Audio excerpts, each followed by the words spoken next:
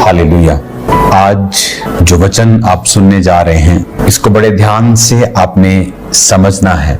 बहुत टाइम हम परमेश्वर से आंसर्स मांगते हैं कि प्रभु मुझे इस प्रार्थना का उत्तर दे, या मेरे साथ ऐसा क्यों हो रहा है। यिर्मयाह 33 उसकी 3 आयत में लिखा है, मुझसे प्रार्थना कर और मैं तेरी सुनकर तुझे बड़ी बड़ी और कठिन बातें बताऊंगा जिन्हें तू अभी नहीं समझता। इसमें लिखा है कि बड़ी बड़ी और कठिन बातें जो परमेश्वर कहता है कि मैं तुझे समझाना चाहता हूं। अगर हम इसे एम्पलीफाइड बाइबल में पढ़ते हैं, उसमें लिखा है call to me and I will answer you. कितना सिंपल परमेश्वर है हमारा कि 500 तरीके की लाइनों में पढ़ो फिर मैं तुम्हें मिलूंगा। जैसे आपका जब बच्चा है छोटा घर में, वो कितनी लंबी एप्लीकेशन लिखता है अपने बाप से बात करने के लिए। Nothing, he calls unto you, पापा, डैड, एंड यू आंसर। तुम उसे जवाब देते हो। वैसा ही परमेश्वर है। उसने कहा call to me and I will answer you. कितना सिंपल है। And show you great and mighty things fenced in and hidden. Fencing होती है ना घर के आसपास, और बड़ी बड़ी फेंसिंग होती है, अंदर मालूम ही नहीं घर कैसा है क्या है, फेंस हुआ है आसपास। तो परमेश्वर ने कहा जो फेंसिंग है, फेंस के अंदर जो ट्रुथ है, जो तुम्हारे आंखों के सामने नहीं। कुछ लोग बिजनेस में घाटा उठाते हैं, उनको मालूम ही नहीं पड़ता, सब कुछ ठीक है लेकिन प्रॉब्लम कहाँ है। तो प्रॉब्लम मालूम पड़ता है कि जो वर्कर्स हैं वो चोरी कर रहे हैं, और वो चोरी बहुत सिस्टमैटिकली तरीके से की जा रही है। Fenced in and God said call to me I will answer you, show you hidden and mighty things fenced in and hidden. जो हिडन है, जो फेंस के पीछे है, मैं तुम्हें वो दिखाऊंगा। बट हम क्या करते हैं, हम दुनियावी तरीकों से अपनी प्रॉब्लम्स का सॉल्यूशन ढूंढते हैं। जब नहीं मिलता तो फिर निराश हो जाते हैं। मिस्टेक किसका?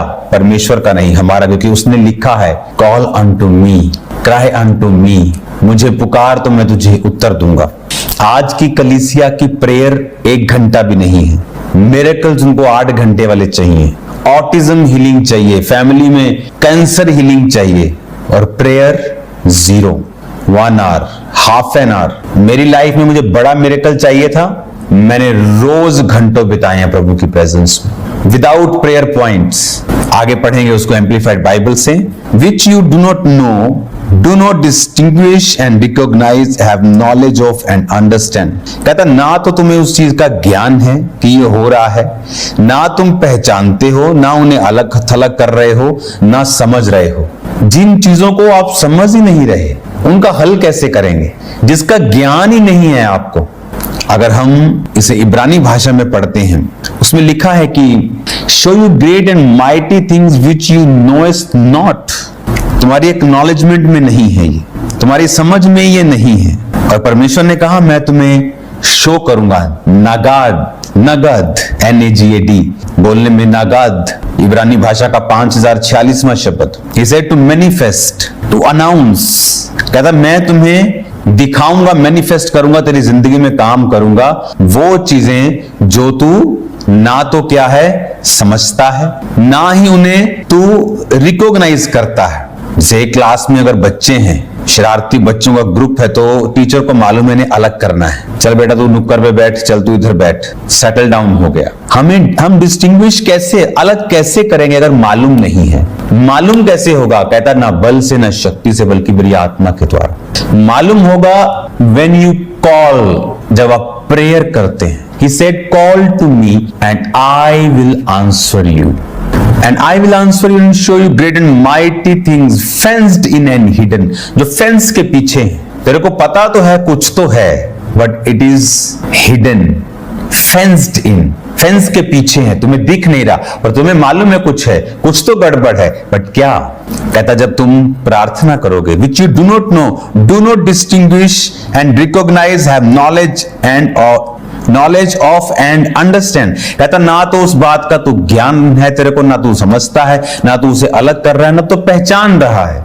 इसीलिए समथिंग, कुछ तो है। कहता call to me and I will answer you. जिनकी प्रार्थनाएं स्ट्रांग हैं, बहुत बार वो गलत रिश्तों में जाने से बच जाते हैं, गलत मैरिज में जाने से बच जाते हैं। परमेश्वर ने रोक लेता है, समथिंग हैपेंस, कुछ घटना हो जाती है, परमेश्वर रोक लेता है, मैरिज में नहीं जाने देता।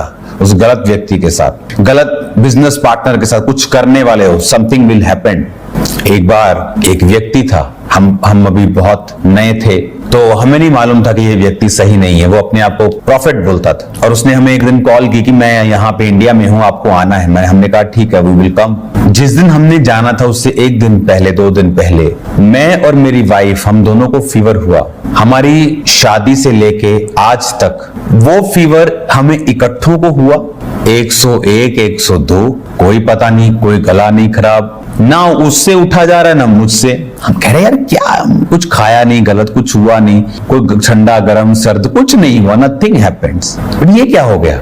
वो आया बंदा इंडिया, हमने कहा, हमने मैसेज किया कि वी आर नॉट वेल, पता नहीं हमें क्या, दोनों को ही हो गया, या मुझे होता है या उसको होता है, लेकिन हमें पता नहीं क्या चक्कर है। बाकी हमारे आसपास सब ठीक है।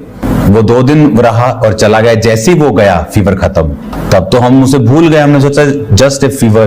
पर फ्यूचर में जब हम उस व्यक्ति के बारे में हमें मालूम हुआ कि वो फेक था, कैरेक्टरलेस था, हमें याद आया कि वो the fenced in hidden things which you do not know call to me। क्योंकि हम तो रोज प्रार्थना करने वाले थे, रोज प्रभु से प्रार्थना करते थे। तो कई बार प्रभु ऐसी चीजों से आपको बचाता है। ये नहीं कि हर बार ये प्रभु की ओर हो सकता, कई बार शैतान भी रुकावट डालने की कोशिश करे, लेकिन प्रभु बहुत सारी चीजों के साथ हमें जाहिर करता है कि ये किसकी ओर से था, तो वो परमेश्वर की ओर से था। आज तक हमें ऐसा कभी नहीं हुआ। तो आज कमी है प्रेयर्स में, आपको समझ आएगा, और ये बहुत इंपॉर्टेंट है आप लोगों के लिए। और ध्यान से समझेंगे कहां लैक है प्रेयर में। स्ट्रॉन्ग प्रेयर्स हमें चाहिए, strong prayers, then hidden things will come out and you will be surprised, sometimes shocked, sometimes wow कि तो कमाल हो गया, परमेश्वर ही कर सकता था। God is with you।